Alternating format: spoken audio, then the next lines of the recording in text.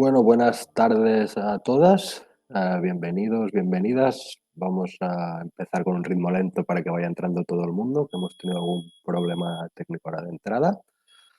Yo soy Pau Cantos, estuve colaborando con el programa de soporte de estudiantes refugiados de la Universidad de Barcelona en sus dos primeras ediciones.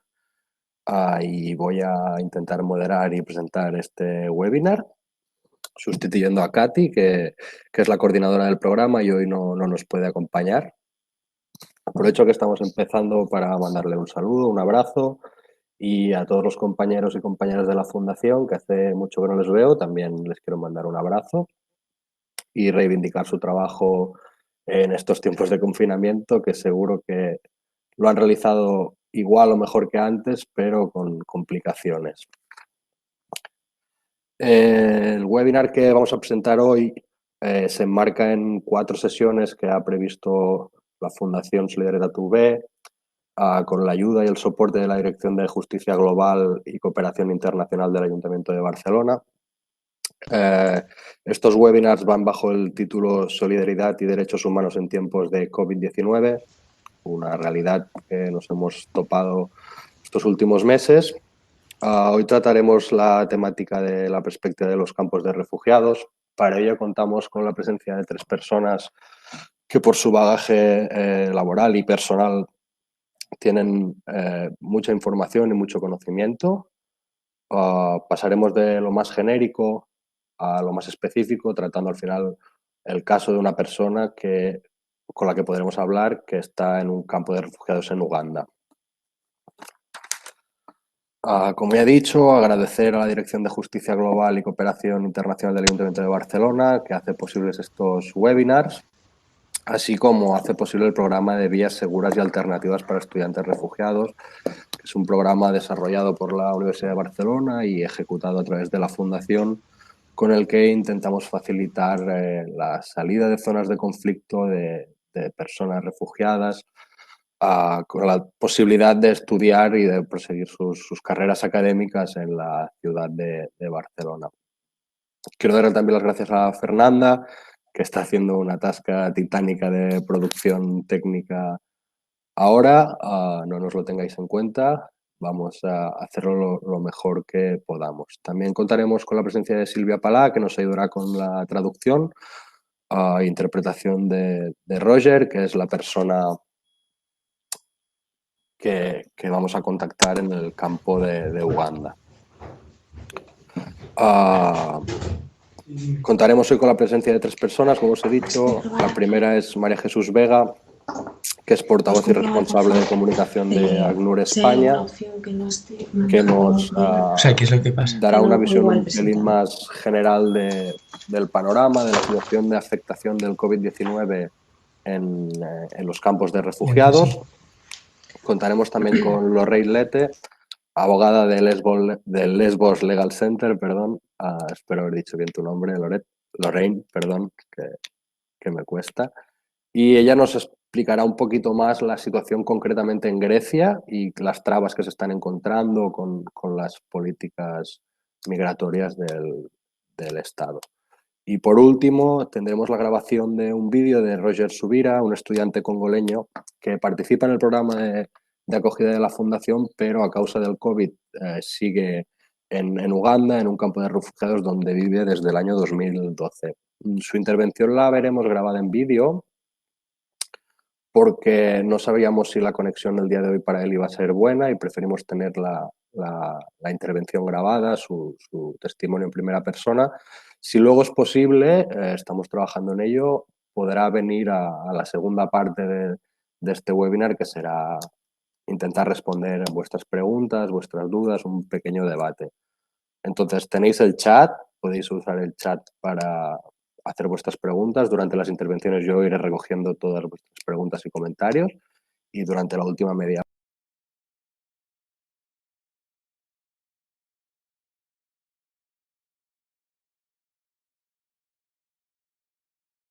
o Roger si le queréis dirigir alguna pregunta directamente. A modo de pequeña introducción, uno de los objetivos de este webinar es poner sobre la mesa y teniendo en cuenta el contexto actual de esta pandemia global, la realidad de un colectivo muy vulnerable como son las personas que se encuentran en campos de refugiados. Intentaremos darles el protagonismo que merecen a estas personas que están en situaciones complicadas, muy a merced de las decisiones de cada estado y con una legislación internacional no muy clara. La pandemia ha hecho que los focos de atención y las agendas obviamente se cambien, pero no podemos olvidar a esta gente que está allí, no podemos olvidar la problemática que tenemos con las personas desplazadas por conflictos y por otros motivos. Y es por eso que queríamos hacer este webinar para intentar dar voz tanto al caso específico de Roger como a personas y organizaciones que están trabajando en ello. No solo en la actualidad, sino en poder plantear escenarios futuros. Por mi parte ya estaría. No sé cómo tenemos el tema de producción y no sé si María Jesús está preparada para intervenir. Y no sé si me lo podéis decir. Bueno, Pau y hola a todos y todas. Tenemos un pequeño problema con María Jesús que no se ha podido conectar, no puede conectar su micrófono, ha tenido problemas para escucharnos, ahora veo que está conectada, pero no está con el micrófono Si abierto. no, mientras Y si acabáis queréis empezar con con Lorraine, Lorraine, a mí me parece bien. mira, entra María Jesús, a ver si ahora abre. Hola María Jesús. ¿Me escucháis? A ti Sí, sí. te escuchamos. ¿Tú nos escuchas a nosotros? Bueno, aleluya. Yo a Pau no le oigo, escucho a Fer, pero, pero bueno, me imagino que lo que has dicho ha sido una introducción hasta fenomenal, así que si queréis yo me pongo a decir algo antes de que aquí la conectividad se nos vuelva a estropear. Te lo dejo Bueno, en todo primer aquí. lugar, pues agradeceros, como no puede ser de otra manera, a la Universidad de Barcelona por esta oportunidad, por esta sensibilización tan importante que estáis haciendo con el tema de refugiados, ¿no? Acercarnos esa realidad más allá de lo que pasa en nuestro país, ¿no? Y poder ver lo que hay al otro lado. Yo quería agradecer también a Roger por estar ahí, aunque sea bueno, pues, a través de un testimonio en vídeo, a Lorraine, que desde Grecia nos va a contar también un poquito la situación. Me gustaría tener un recuerdo especial también hoy para las víctimas de la pandemia aquí y en otros países, para los familiares y bueno, pues a todos los que están trabajando pico y pala cada día.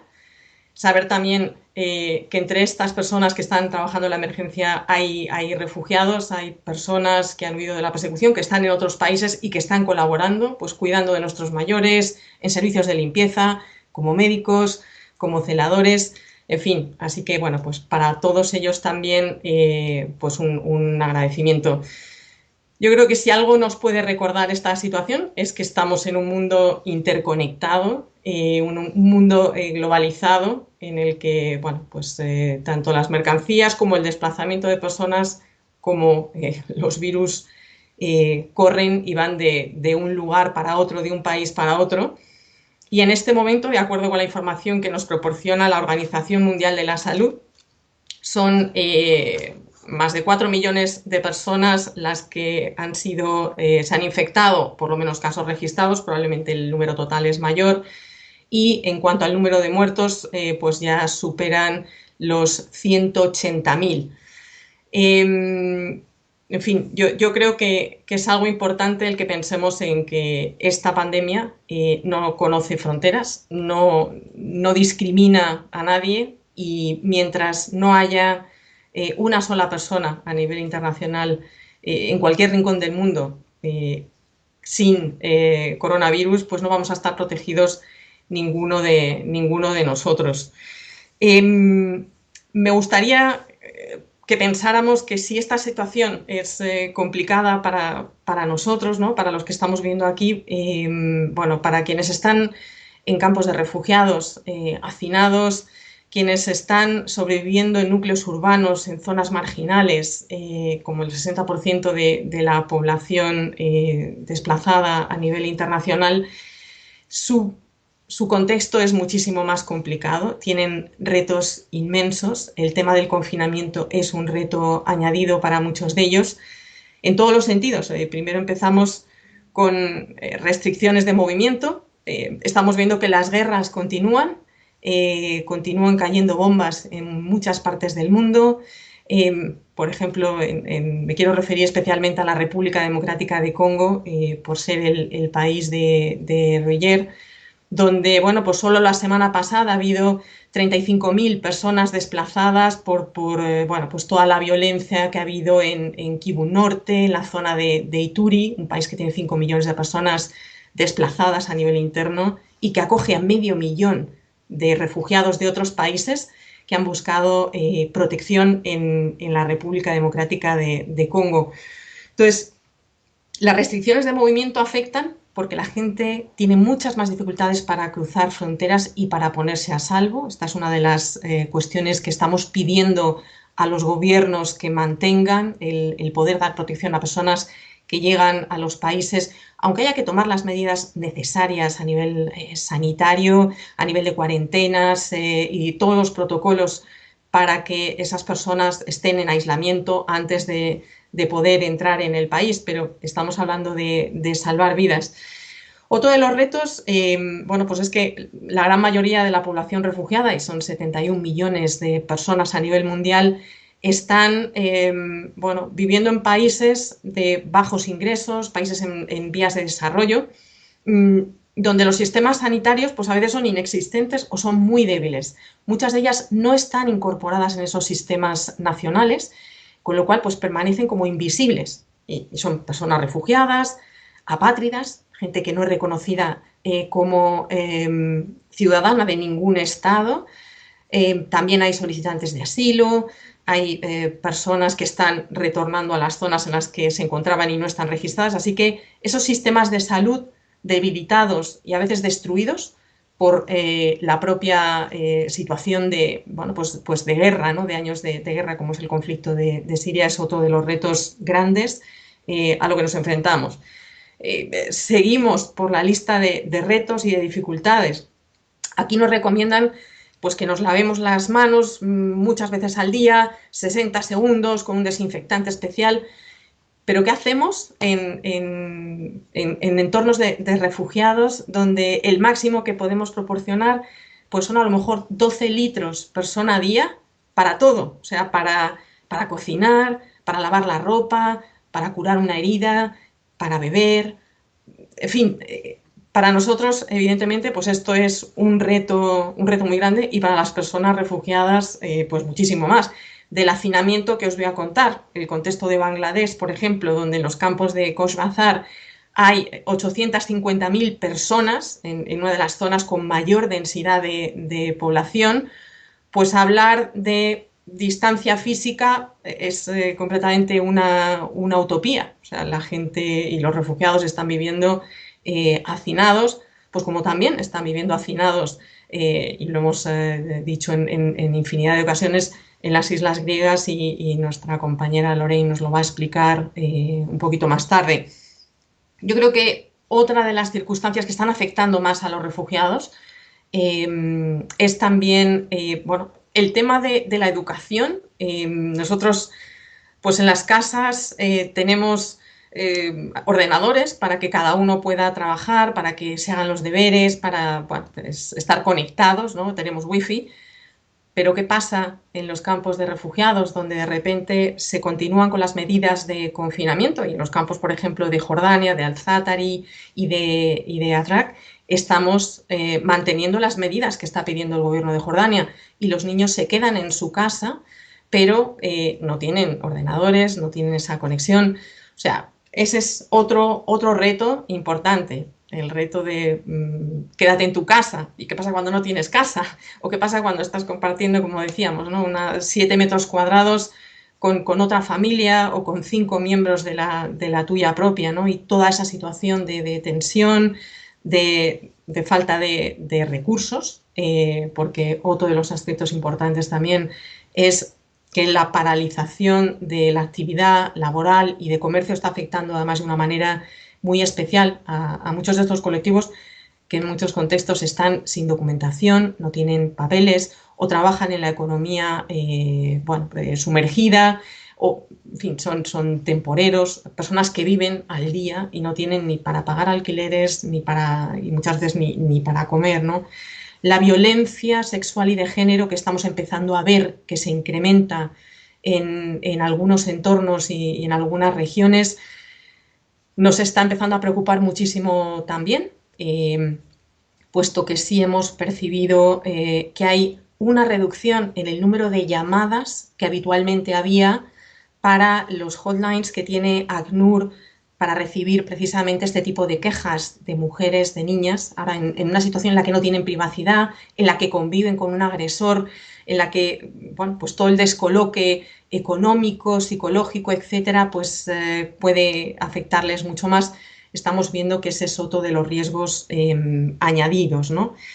En fin, yo creo que todo esto es contexto de refugiados. Con esto quiero comentar brevemente también un poco cuáles son los retos a los que nos enfrentamos los humanitarios, ¿no? Yo creo que empezamos con que tenemos una experiencia de 70 años, este año es nuestro aniversario, desgraciadamente, ¿no? Cumplimos 70 años teniendo que proteger y que ayudar a salvar vidas.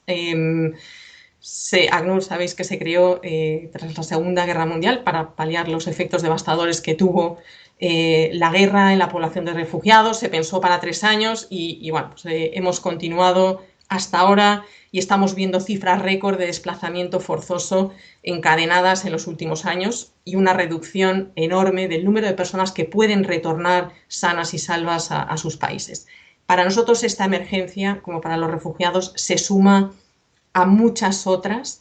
Nosotros, por ejemplo, trabajamos en 135 países, el 85% de nuestro personal está en terreno, está en situaciones de conflicto y, lógicamente, hemos tenido que desplegar pues todo tipo de recursos para poder empezar a trabajar desde hace ya varias semanas en prevención, en información, tanto para los propios trabajadores de ACNUR como para la población refugiada. Retos tenemos de todos los tipos, porque empezando por la logística, si pues vosotros conocéis un poco cómo funciona, pues ese es un desafío enorme, ¿no? El transporte, todo el sistema de transporte, pues ahora mismo es caótico, ¿no? El cierre del espacio aéreo en 120 países está provocando el que las mercancías no puedan llegar. Tenemos pues compañías que operan con aviones de carga que en este momento han dejado de trabajar en ese ámbito.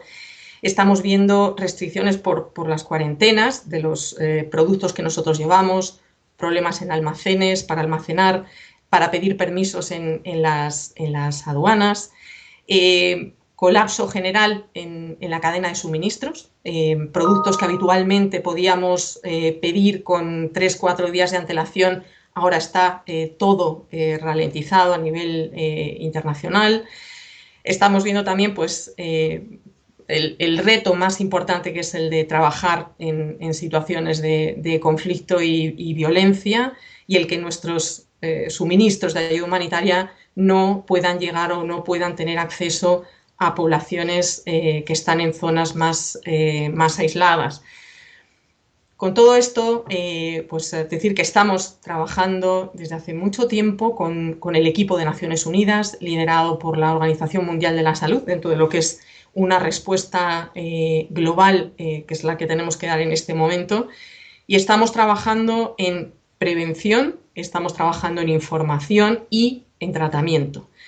¿Qué hemos hecho hasta ahora? Bueno, pues hemos hecho distribución adelantada de materiales de ayuda humanitaria, estamos reforzando todo lo que es la asistencia económica a familias más vulnerables y a otras familias que no son tan vulnerables en los distintos contextos en los que trabajamos, pero enfocados en determinados países con más dificultades.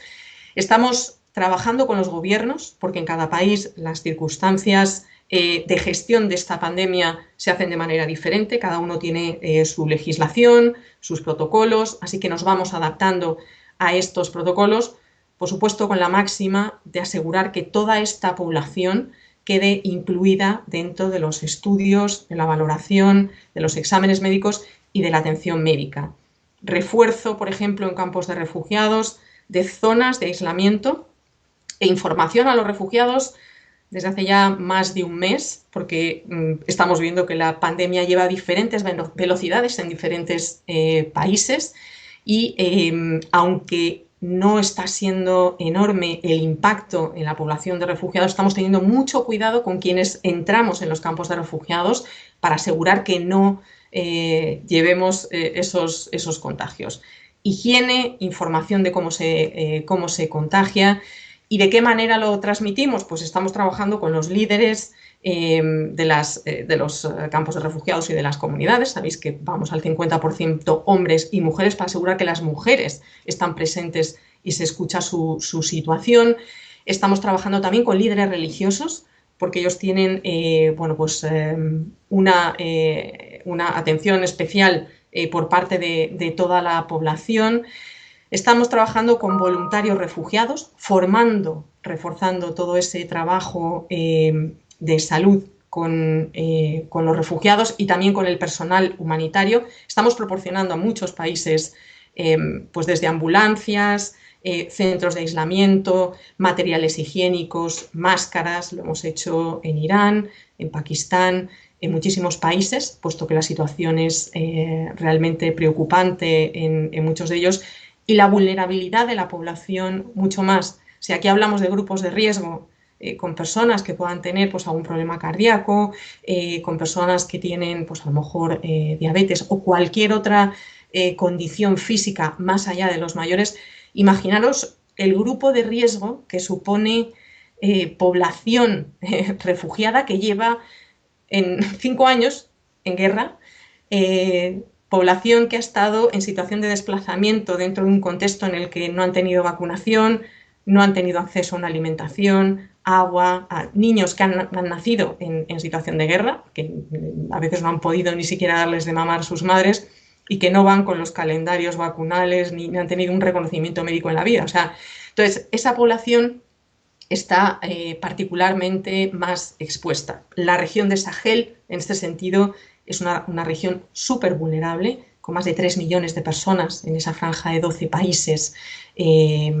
africanos, pues con una exposición brutal a sequías, a inundaciones, a la plaga de la langosta, a conflictos por los escasos recursos que hay ahora mismo, de manera que seguimos viendo cómo esa situación de vulnerabilidad afecta a toda la población. Estamos trabajando, como digo, en distintos contextos con los equipos y con los gobiernos y con los propios refugiados, porque son un poco pues la población que tiene que conocer y tiene que saber cómo.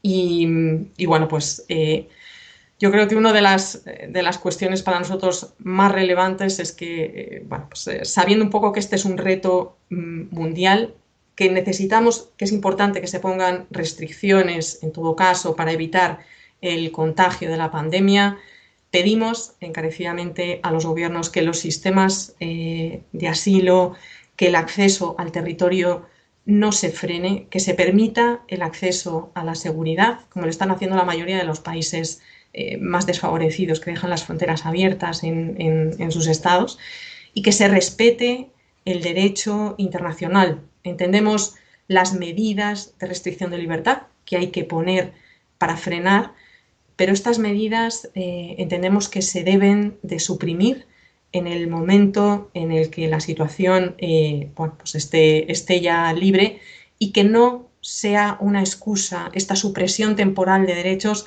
para mantener esas medidas contra determinados grupos y discriminar a los refugiados en estos procesos.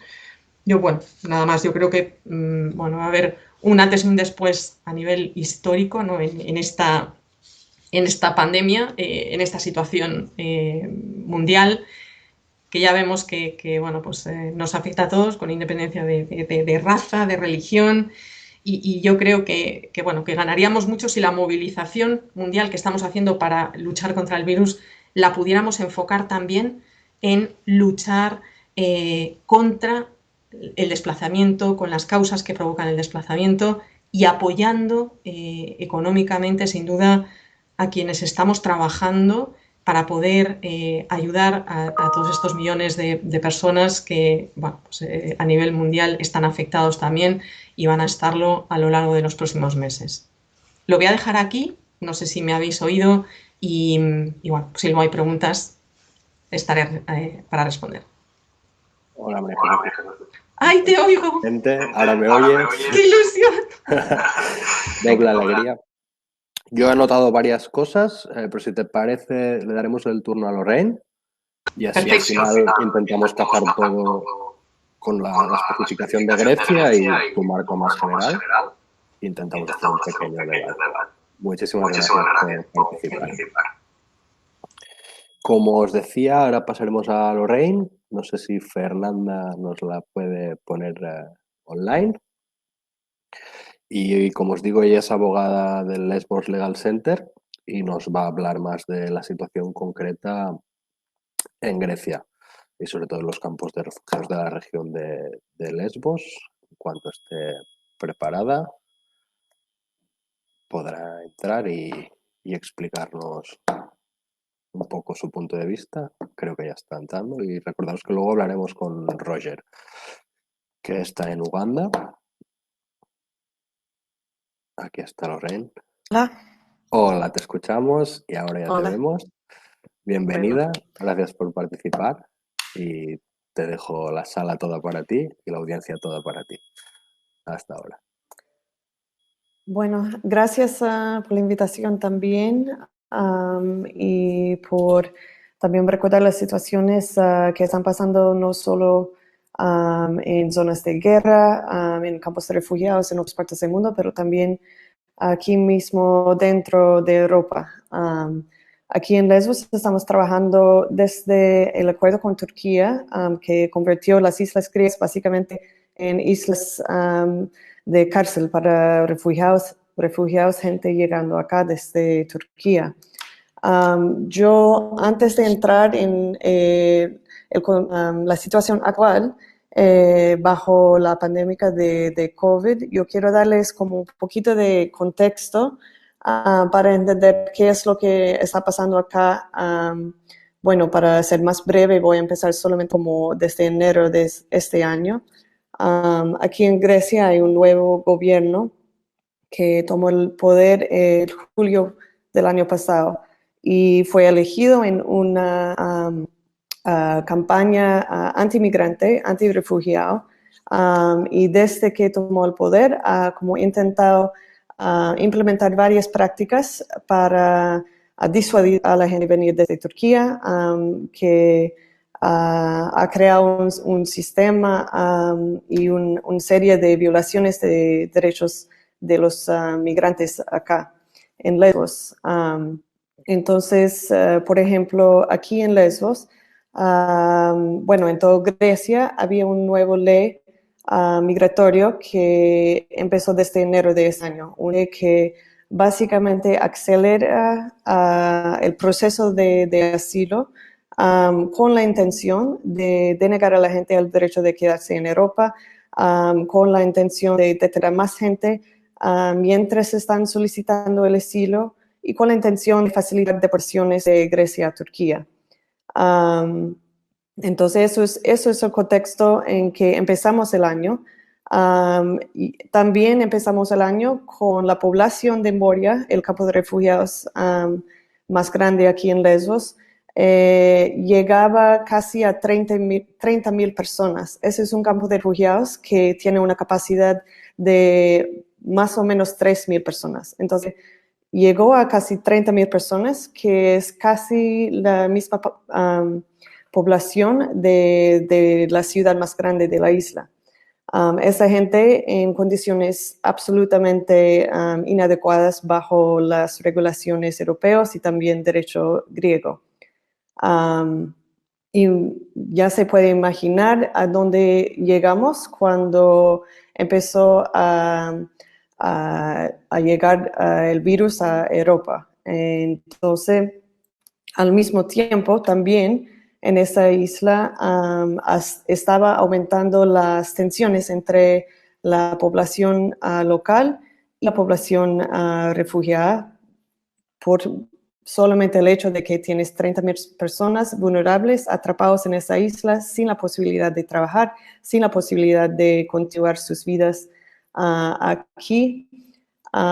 Y estaba creando una situación realmente que ya estaba explotando. Hemos hablado por varios años que estamos a punto de explotación en esa isla. Eso ya llegó en enero, febrero de ese año y llegó como a un colmo al principio de marzo, cuando por relaciones con Turquía dejó de prevenir a la gente salir de Turquía hacia Grecia, que estaba haciendo por los últimos 4 años bajo el acuerdo entre la Unión Europea y Turquía. A principio de marzo decidió que no iba a prevenir a la gente salir de Turquía y había un temor de que iba a ser un aumento aún más grande de gente huyendo de Turquía para solicitar asilo en Grecia. Con ese desarrollo, Grecia hizo un decreto diciendo que iba a suspender el derecho de solicitar asilo por un mes. Entonces, eso lo hizo sin ningún base legal. Es totalmente en contra de el convenio de refugiados, de que Grecia también es Estado miembro, y en contra de los propios derechos bajo la Constitución griega y los derechos que están protegidos en el Convenio de Derechos Humanos Europeos. En ese momento, todos los que llegaban a las islas griegas estaban detenidos a llegar, estaban detenidos donde se ubicaba, o sea, en las playas donde llegaban. Muchos fueron transferidos al puerto acá en Mytilene, más de 400 personas, sin carpas, sin poder cambiar su ropa, sin baños. Estaban detenidos acá por semanas. Dentro de ese contexto llegó el corona. Ya estaba en esa situación donde tenías cientos de personas detenidas en esas condiciones sin poder solicitar asilo, con el miedo de que iban a ser devueltos a Turquía, porque eso es, bueno, el gobierno anunció de que iban a devolver a esa gente de Turquía sin dejarlos aplicar para asilo. En ese contexto, empezó a poner restricciones para prevenir que el virus se pasa a la población en toda Grecia, pero utilizó también el virus para como justificar lo que estaba haciendo con la gente que llegaba desde Turquía. Cuando en el momento que estaba deteniendo a esa gente en los puertos, en las playas, no había ningún temor de corona. Eso fue antes de que había casos confirmados aquí y no había ninguna otras medidas para prevenir que el virus se pase entre la población local. Y eso lo hemos visto que es lo que ha pasado en los últimos meses, de que el gobierno está ahora como haciendo lo que estaba intentando hacer antes en términos de convertir los campos de refugiados en campos de detención, en disuadir a la gente de venir de Turquía con una política de mantener a la gente en situaciones realmente inhumanas en los campos de refugiados. Es una desgracia que estos campos existen dentro de Europa, en cualquier parte del mundo, pero en Europa donde se pretende que son como acciones de protección de derechos humanos, de protección de refugiados, es lo opuesto acá. Entonces, en ese contexto, el campo de Moria y también el campo de Karatepe, que es otro campo de refugiados donde están hospedados familias y gente más vulnerable, los dos campos fueron cerrados, las puertas fueron cerradas para que la gente no podía salir. Solamente dejaron a un miembro de la familia a salir una vez a la semana para hacer como para ir al médico, para ir a hacer compras de comida.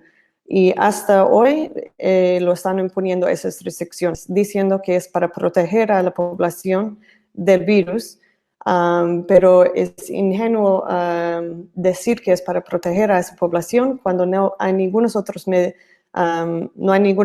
medidas para prevenir que la gente se contagie. Como mencionaba María Jesús, estamos hablando de un campo de refugiados acá, donde ahora, bueno, mucha gente ha podido salir, entonces ahora estamos hablando de aproximadamente 20,000 personas, pero en ese mismo campo concentrado de gente, donde la mayoría están compartiendo espacio para dormir con 2 otras familias, como entre 15 o 30 personas compartiendo una carpa, donde no hay suficiente agua, no hay suficiente jabón, donde los servicios médicos no están accesibles a la gente. Entonces, bueno, como María Jesús mencionó, ese virus no discrimina, pero las políticas sí discriminan, los sistemas de salud sí discriminan. Y aquí lo que vemos es que la población en los campos de refugiados están totalmente abandonados por el Estado, totalmente abandonados por la Unión Europea. Hemos visto como un movimiento para que, por ejemplo, miembros de Estados de la Unión Europea aceptan o acojan a niños no acompañados a ser trasladados desde las Islas Griegas a otros países en Europa. Para esos niños que logran salvarse de ese infierno que viven acá en Grecia, está bien, pero es también un gesto más como mediático que cualquier otra cosa. Por ejemplo, Alemania, uno de los países que ha acogido unas docenas de niños no acompañados, es el país que más rechaza las aplicaciones para reunificación familiar, que Grecia está mandando ¿cómo se dice? Take charge request, pero Grecia está reconociendo que hay familiares, hay niños no acompañados que tienen familia en Alemania, y Alemania en los últimos años está rechazando casi todos, bueno, más de 60% de los casos que hasta el gobierno de Grecia reconoce que la gente debe ser reunidos. Entonces, cuando un país como Alemania dice que está aceptando a esos niños, no está contando toda la historia de que ellos mismos están rechazando sacar a esa gente de los campos de refugiados que tienen familias en Alemania. Bueno, en ese contexto, aquí estamos también intentando, apoyar a las familias que sí están intentando reunificarse dentro de ese contexto. Es importante mencionar lo que pasa con la Oficina de Asilo y con lo de Dublín, la unidad para reunificar a familiares. Mientras la Oficina de Asilo ha cerrado por prevenir que se contagian la gente con el virus, están siguiendo trabajando la unidad de Dublín, o sea, los plazos para presentar documentos, los plazos para presentar las pruebas de que tienes el derecho a ser reunida con tu familiar afuera de Grecia, eso sigue vigente. Entonces, la gente que no se puede mover, que no se puede ir hasta la ciudad desde el campo de refugiados, igual tienen que presentar las pruebas a la oficina de Dublín para no perder la oportunidad de ser reunida. También la oficina de asilo está cerrada, pero la gente a la pública, pero siguen administrando los casos de la gente que ya tenía sus entrevistas antes de que cerró la oficina al público. En Lesbos solamente han emitido más de 700 decisiones en casos de asilo en en los últimos meses mientras estaban cerradas.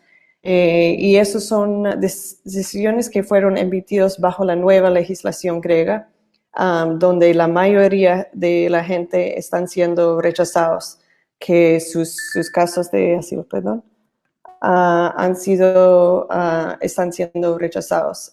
Los últimos estadísticas que publicaron mostraron que en Grecia más del 60% de los solicitantes de asilo están siendo rechazadas. No voy a entrar tanto en detalle, pero bajo la nueva legislación le hace casi imposible a la gente apelar esas decisiones.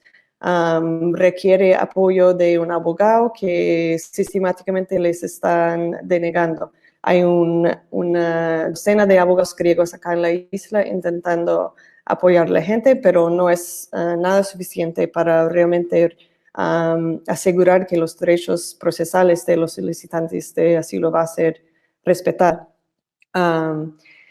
Mientras eso está pasando, quiero también mencionar de que desde marzo también hemos documentado que el gobierno griego está rechazando a la gente en caliente. O sea, hay gente que sí está llegando a Grecia que fue detenido en esas condiciones que mencioné, pero también hemos documentado que hay gente que o ha llegado a agua griega desde Turquía o ha llegado hasta Grecia y están siendo devueltos inmediatamente utilizando barcos sin motores, están dejando a la gente en la mitad del mar para que solamente la Guardia Costa Turquía los pueda rescatar. Eso vemos que está pasando mientras la movilización, la circulación de la gente está restringida por medidas de corona. Nos queda mucho más difícil documentar esas violaciones de derechos humanos, pero lo estamos haciendo por contactos con la comunidad migrante misma, con colaboración y comunicación con colegas también en Turquía, y eso es lo que intentamos hacer, es mientras todo como visibilizando qué está pasando acá, qué está pasando con la gente que está abandonada en los campos de refugiados sin posibilidad de prevenir que el virus se pasa, si pasa que llega el virus al campo, por ejemplo, de Moria. Hasta el momento hemos sido afortunadas acá en Grecia. El virus no se ha explotado como en otras partes del mundo, como en España, por ejemplo. Y estamos con el temor de qué va a pasar si llega. Aquí en Lesbos, afortunadamente, solamente había un par de casos confirmados de corona que fueron aislados rápidamente. En el continente sí había unos casos también confirmados en unos campos de refugiados. La respuesta del gobierno yo creo que es importante mencionar también porque de testimonio de gente viviendo en esos campos de refugiados, lo que el gobierno hizo al confirmar casos de corona dentro del campo fue solamente cerrar las puertas a los campos de refugiados, o sea, hacer una cuarentena interna, pero no había ningún esfuerzo para como aislar a la gente que de pronto tenía contacto con la persona que fue confirmada que tenía el corona. O sea, toda la población dentro del campo de refugiados está expuesta ahora a tener el virus, no hay ningún como aislamiento de la gente dentro del campo. Y eso es lo que hemos visto acá también. Por ejemplo, ahora hay como un esfuerzo de hacer como un triage cuando la gente, por ejemplo, tiene fiebre o otros síntomas que son que pueden ser que tienen corona. Acá en Grecia no están haciendo muchos exámenes, o sea, solamente a la gente que son hospitalizadas más o menos son los que llegan a obtener un examen para ver si realmente tienen corona o no. A los demás, y eso es para la población en general y también la población dentro de los campos de refugiados, a los que no son casos graves, no están tomando examen, son solamente diciendo a la gente que vuelvan a sus casas, que mantienen un aislamiento de 2 semanas y que llaman a un médico si empeoran su situación. Entonces, imagínate diciendo eso a alguien que tiene fiebre, que vive en un campo de refugiados. Están devueltos a una situación donde obviamente no se va a poder prevenir qué pasa a otra persona y ni siquiera sabe si la persona tiene el virus o no. Bueno, no quiero hablar, estoy hablando demasiado y quiero dejar tiempo para preguntas, pero ¿qué más quería mencionar?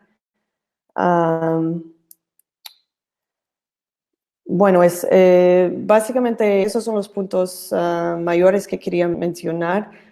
Yo diría que es importante para nosotros como defensores de derechos humanos que no dejamos de organizarnos mientras estamos metidos en la casa, que no dejamos de intentar documentar las restricciones, las violaciones de derechos humanos que están pasando y que no dejamos que el gobierno utilice la pandemia para implementar las políticas que se van a quedar mucho más tiempo que el virus, que no organizamos en contra de ellos.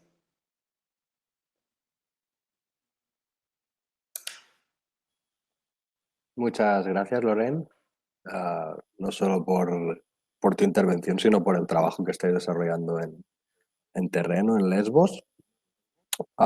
Están surgiendo preguntas, pero si os parece, vemos ahora la intervención que tenemos grabada de Roger y pasamos luego a todas las preguntas para intentarlo hacer un poquito más dinámico. Ahora Fernando nos pondrá el vídeo y os dejo con Roger.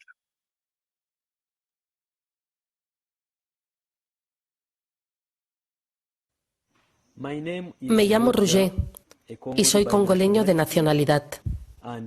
Os hablo desde Uganda, desde un campamento de refugiados ugandés en el que vivo desde el año 2012.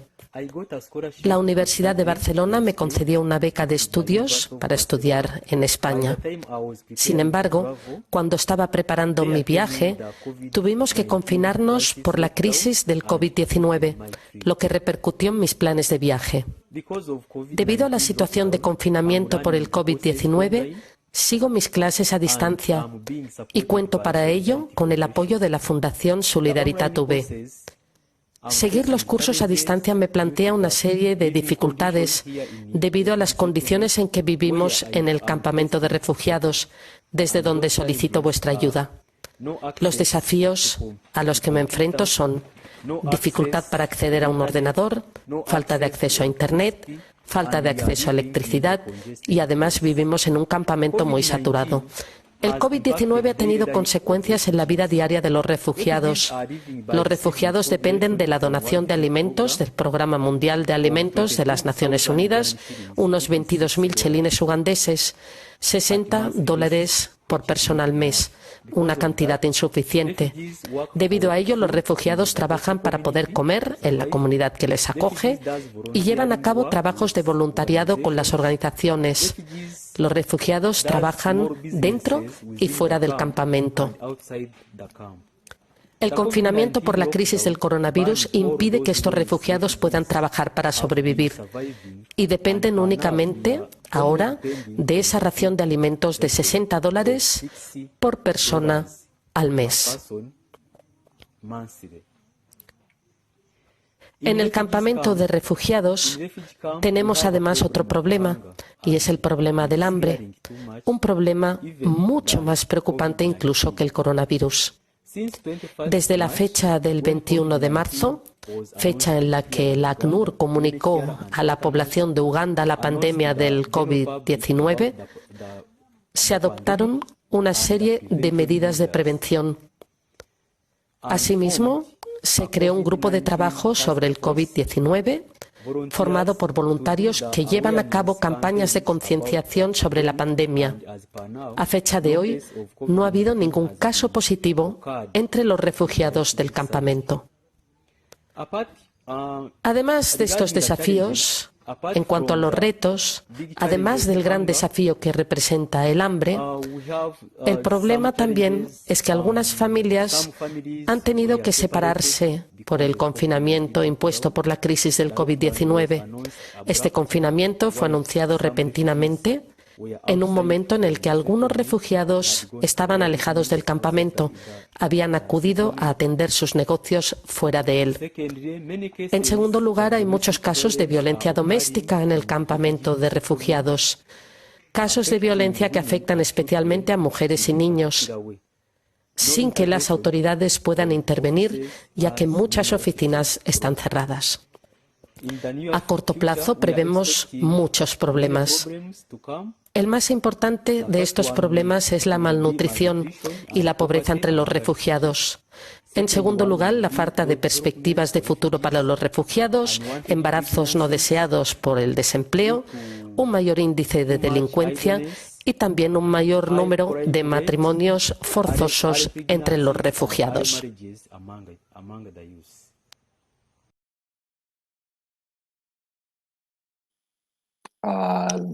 El testimonio de Roger creo que es muy potente porque tanto lo que han comentado María Jesús como Lorraine, él lo especifica desde la realidad y desde el contexto del campo de refugiados, ¿no? Y bueno, creo que estos testimonios son importantes y hay que traerlos porque a menudo las noticias las recibimos desde ONGs, fundaciones, gente que trabaja en terreno y pocas veces desde las propias personas que están ahí. Veo a María Jesús por aquí, no sé si me escucha. Sí, ¿Me te escucha? oigo. Mientras entra Lorraine, te voy a lanzar una pregunta que te ha hecho Isabel González, que nos pregunta si hay algún cambio en la legislación europea en relación a la acogida compartida de refugiados. Entiendo que la pregunta va en relación a si con el COVID ha habido algún añadido legal a los sistemas de acogida. Vale, pues con la llegada del COVID y las medidas de confinamiento, cierre de fronteras, lo que ha habido sobre todo es una paralización en términos generales de los procedimientos de asilo. Ha habido, bueno, pues cierre, claro, ya no llegan aviones con personas, en nuestro caso, bueno, pues sobre todo son personas que vienen de América Latina, de Venezuela, de Colombia, de Perú, de Centroamérica, Nicaragua, El Salvador, gente huyendo de las maras, ¿no? De Honduras. El resto de países, tienen cerrados muchos los mecanismos administrativos, todos los procedimientos, pero desde ACNUR lo que estamos pidiendo a los estados es que aprovechen esta situación de confinamiento y telemática, ¿no? En la que todos nos estamos reinventando y dando giro a nuestro trabajo para intentar poner al día todas las peticiones de asilo que están pendientes, ¿no? Ha habido países que sí lo han estado continuando, están haciendo entrevistas telemáticas, están haciendo recogida de peticiones de asilo a través de correos electrónicos, se están preparando con los centros donde entrevistan con mamparas y con una serie de dispositivos para poder reiniciar de alguna manera todos los procedimientos. Y bueno, pues yo creo que por nuestra parte pedir efectivamente a los gobiernos que pongan en marcha esas medidas ya, porque no hay un minuto que perder tampoco en esta situación. Hay mucha gente que está pendiente y aquí en España tenemos a muchas personas pendientes de la formalización o del registro de sus solicitudes de asilo. Hay un backlog, hay un número de peticiones que supera las 100.000 pendientes de procesar de años anteriores. Y bueno, pues de alguna manera, nuestra petición es que no cese, que por favor aquellas personas que llegan a la frontera y necesitan protección, que les permitan esta entrada en los procedimientos de asilo.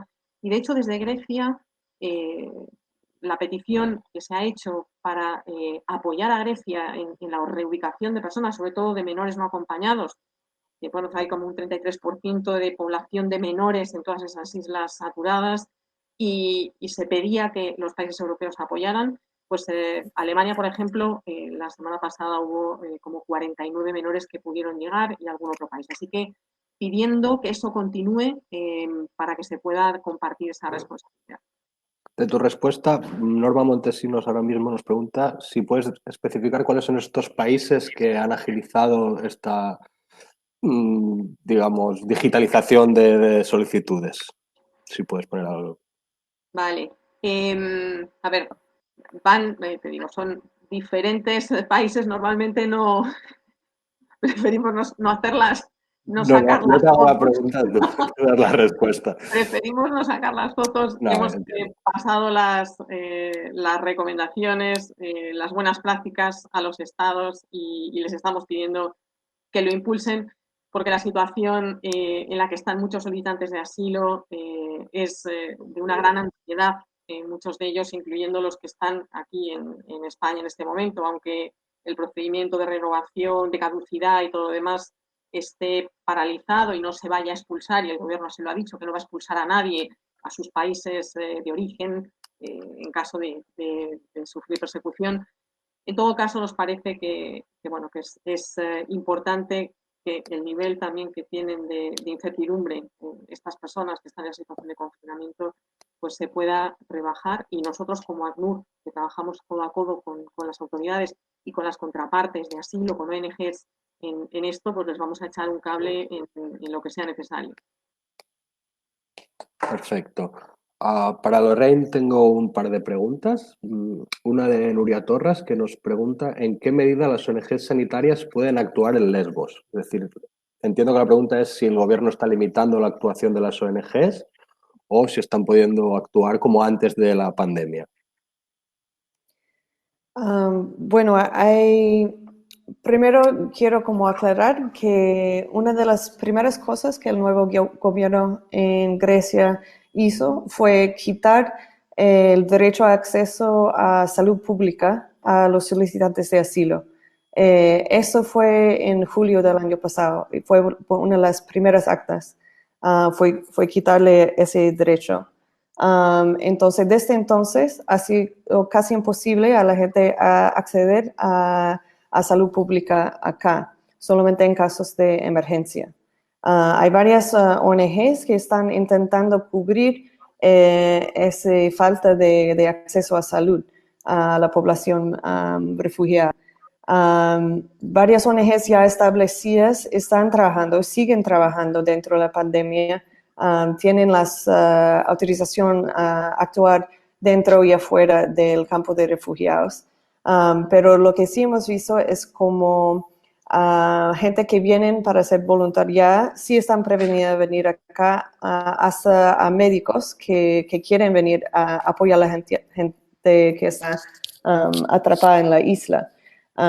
Entendemos de que hay que tomar medidas para proteger a la gente y para prevenir que se pasa el virus entre la población, y las restricciones en venir a la isla uno se entiende, pero tampoco existe excepciones para gente médica que se puede aislar después de llegar, que puede como tomar todas las medidas para llegar acá, estar aislada 2 semanas y después trabajar. Están preveniendo a esa gente también venir acá, solamente a ONGs más institucionales como Médicos Sin Fronteras.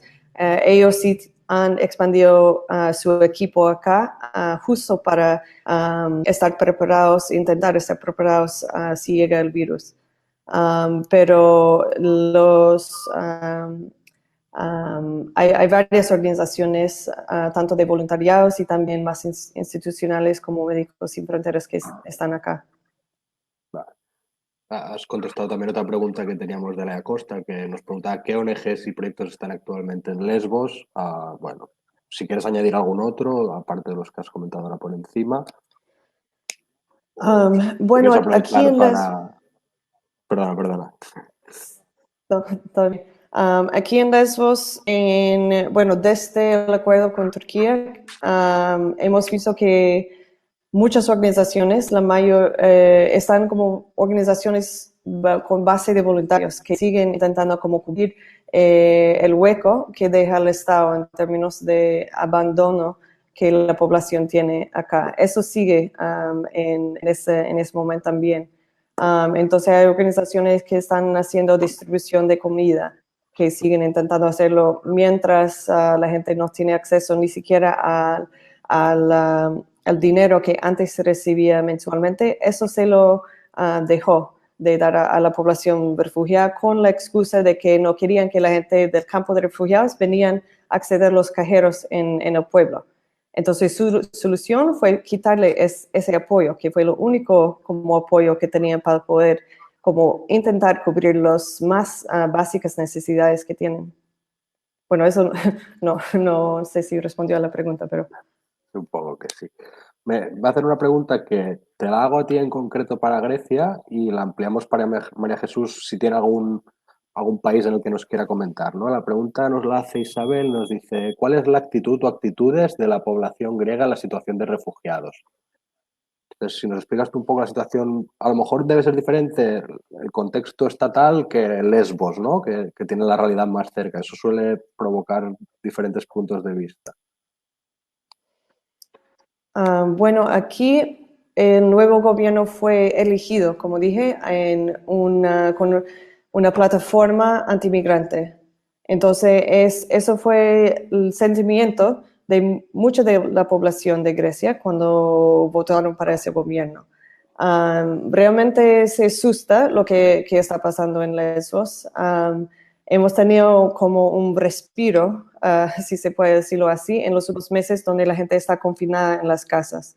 Pero antes de que las restricciones a circulación fueron implementadas, había un aumento de ataques por parte de población local hacia refugiados mismos y también contra gente que se veían como en solidaridad con refugiados. Había retenes que la población local puso preveniendo a los refugiados venir al pueblo.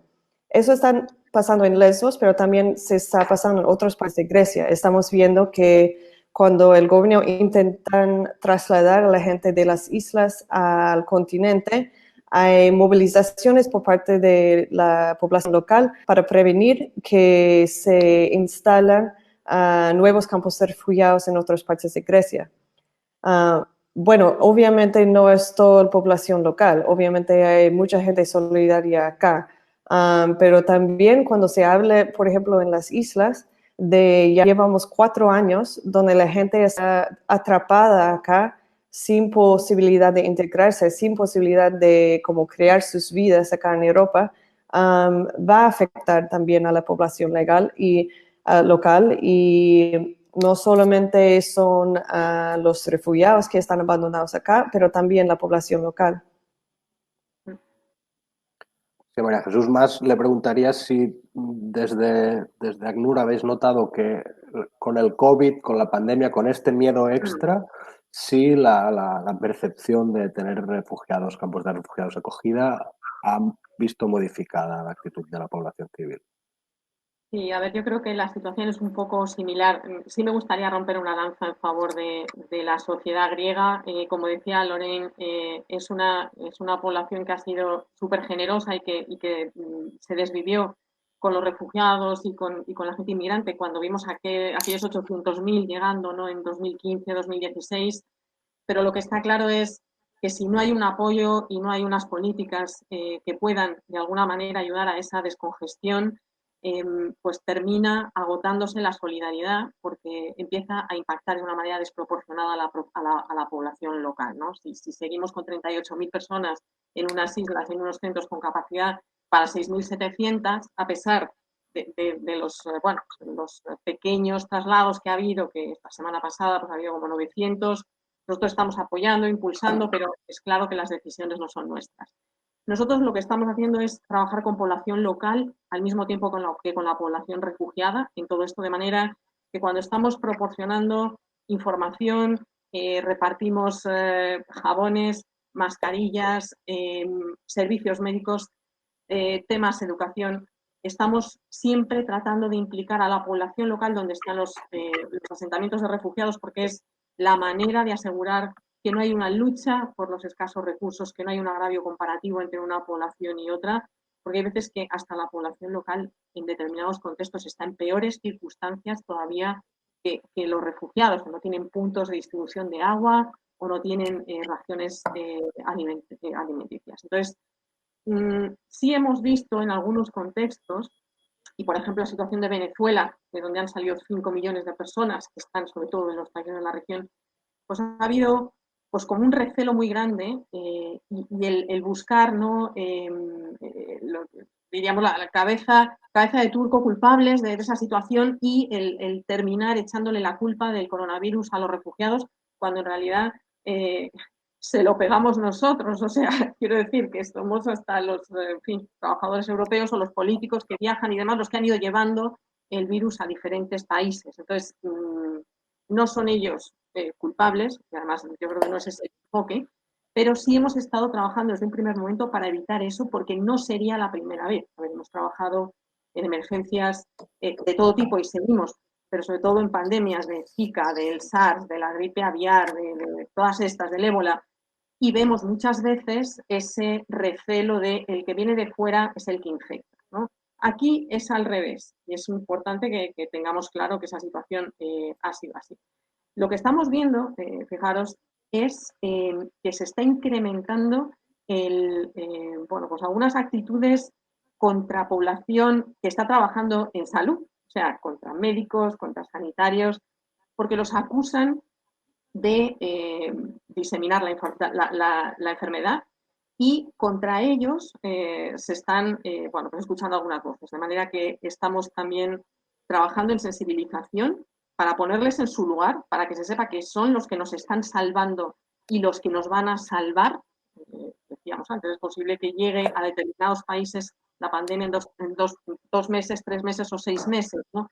Ellos son los que nos van a echar un cable y también los tenemos que proteger de estas actitudes xenófobas que pueda haber.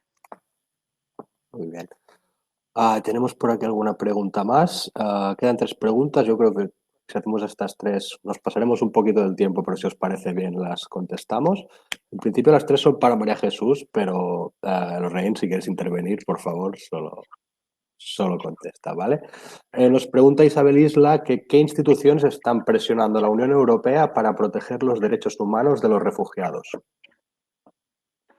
Bueno, yo diría todas las entidades que trabajan en temas de asilo, organizaciones internacionales, muchas organizaciones a nivel nacional, aquellas redes de organizaciones, de ONGs, de asociaciones más pequeñas, más grandes, incluso grupos religiosos, están realmente apoyando, dando una respuesta ejemplar y bueno, pues ayudando también a hacer un poco de presión. Yo creo que la parte más importante con este tema de la pandemia y en Europa, en términos generales, en este momento se está de alguna manera consiguiendo es esa incorporación, esa inclusión de todos, el no dejar a nadie atrás de lo que se habla en los Objetivos de Desarrollo Sostenible, ¿no? Y en la Agenda 2030. Es decir, ¿cómo traduces eso? Pues eso lo traduces en que toda la gente que tenga, refugiados, inmigrantes, etcétera,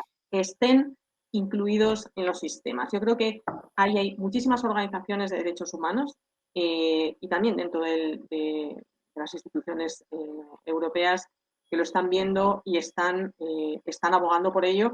Y en este momento se está trabajando en esa línea porque es clarísimo que la seguridad de una persona está interactuando con la seguridad de todos los demás cuando hablamos de contagios de coronavirus. Muy bien. No sé si Loren quiere añadir algo a esto desde tu punto de vista, desde vuestro ONG. No.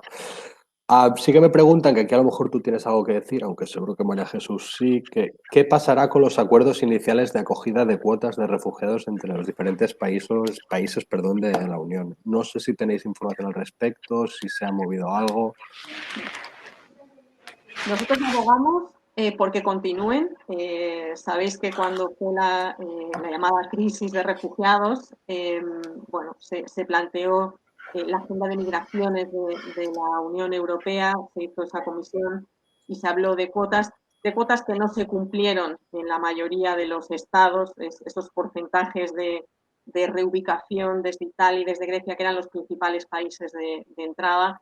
Pasaron 2 años y bueno, un número muy alto de países, unos se negaron y otros no cumplieron con esas cuotas. Nosotros lo que estamos pidiendo es que también se aproveche esto como una oportunidad para poder plantear a nivel europeo un sistema de asilo bueno, más solidario, más responsable y más coordinado. O sea, que no sea una lotería el que tú llegues a Grecia o el que llegues a Italia o el que llegues a España o a Suecia a la hora de tu procedimiento de asilo y de los derechos que puedas tener, ¿no? O del tiempo.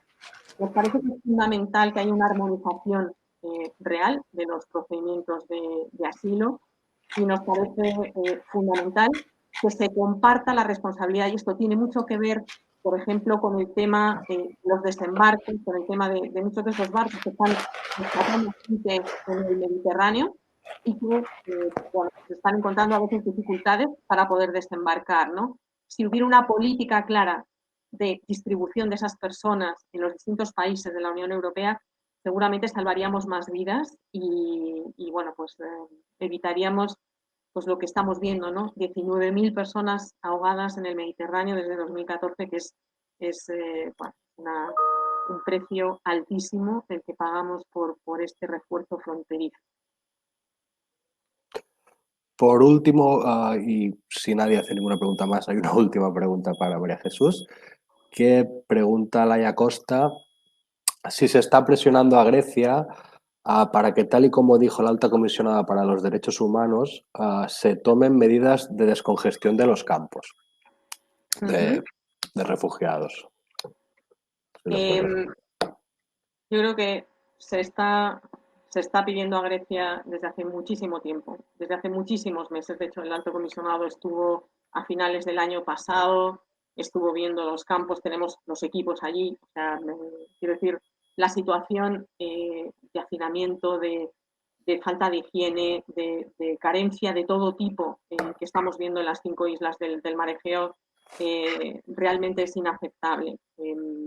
Nosotros creo que lo hemos dicho por activa y por pasiva, estamos, como digo, poniéndonos a disposición. De hecho, de estos últimos 900 personas que se han trasladado, bueno, pues lo hemos de alguna manera apoyado nosotros económicamente a través de los programas que tenemos, pero la luz verde la dan las autoridades, no nos olvidemos. Entonces, es importante que al mismo tiempo que seguimos pidiendo al gobierno de Grecia que no reduzca derechos, que la legislación que vayan a poner en marcha sea con unos estándares de derechos humanos aceptables, ¿no? y dentro de lo que es el marco, es importante que los países también de la Unión Europea apoyen de alguna manera a Grecia y ayuden a compartir, ¿no? esa responsabilidad. Nos parece que eso es fundamental y hemos pedido por activa y por pasiva la descongestión urgente pues de más de 20.000 personas. Eso es lo que hace falta para que dejemos de ver esas situaciones de riesgo, de abusos sexuales, de enfermedades, de esas 2.200 personas en los olivares fuera de Moria y bueno, pues todo lo que vamos viendo en la prensa, que gracias a los medios lo seguimos viendo y bueno, pues gracias a todas las organizaciones que estáis ahí haciendo visible, pues no cae en el olvido. Genial. Me dicen que tenemos a Roger, no tiene cámara, pero en principio sí que tiene micro, a ver si nos puede saludar mientras a Fernanda intenta que nos pueda saludar. No sé si tenéis algo que se os haya quedado, que queráis añadir. Loren. Bueno, solamente al último punto de la responsabilidad de otros miembros de Estados bueno, quitar toda la responsabilidad de los Estados en la frontera sur, como España, Italia y y Grecia, yo diría que tampoco olvidamos de la autonomía de los migrantes y refugiados mismos, que tienen sus propios planes de dónde quieren ir, de dónde quieren asentar, que por ejemplo por relaciones familiares o de idioma ya tienen una idea de dónde quieren ir, que les facilitará mucho más en integrarse y en crear sus vidas y no estar dependiente a los estados en que están forzados a quedar. Muchas gracias, Loren. No sé si Roger nos escuchas. A ver si nos pueden confirmar que nos escucha. Solo para saludarte y agradecerte el vídeo y desearte que te veamos pronto en Barcelona y puedas acabar el curso. Pero, perdonar, ¿eh? Hi, Roger. Can you hear us? Fernanda, creo que tiene el micro desconectado. Pero no lo puedo ver.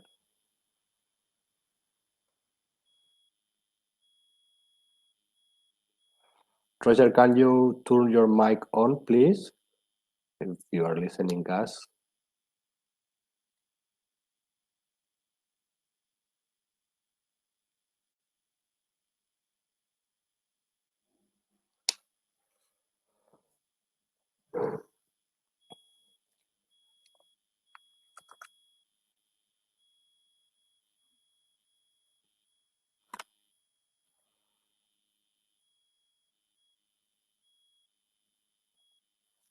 Os recuerdo, Roger, hemos visto su intervención.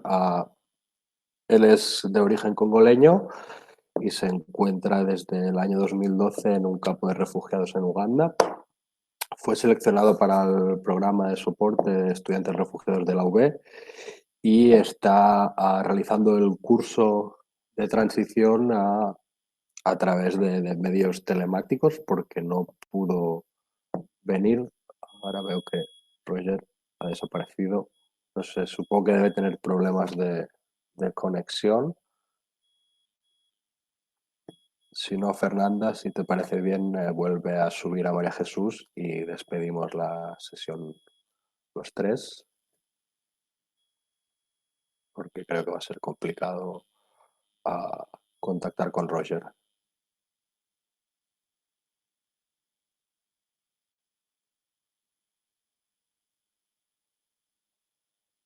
Perdonar la producción técnica, pero es complejo. Está cada uno en su casa. María Jesús la tenemos por aquí. Si conecta la cámara y el micro, podremos despedirnos todos. Hola.